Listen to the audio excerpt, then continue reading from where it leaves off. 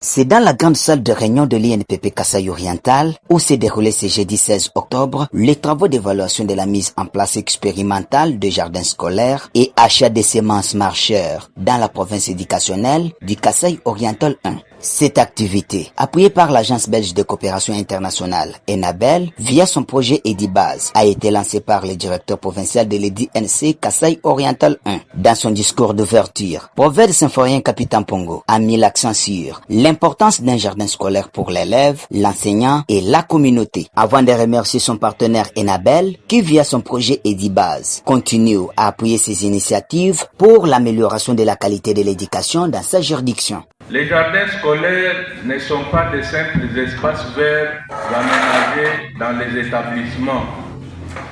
Ils représentent de véritables laboratoires pédagogiques vivants où les élèves apprennent par la pratique, découvrent les cycles de la nature, développent un sens de responsabilité et tissent un lien direct avec leur environnement.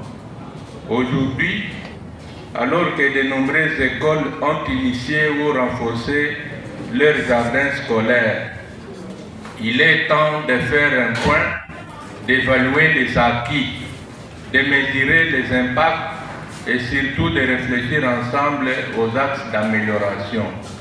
C'est l'objectif principal de cet atelier. Prenant la parole, Madame Karine Mbia, experte inclusion et rétention, ENABEL, Bar et Dibaz, a donné en grande ligne la motivation de cette initiative. ENABEL, à travers son actuel portefeuille, met en œuvre une intervention appelée l'éducation de base qui a pour objectif spécifique d'améliorer l'accès, la rétention et l'achèvement d'une éducation de base de qualité de 8 ans pour tous.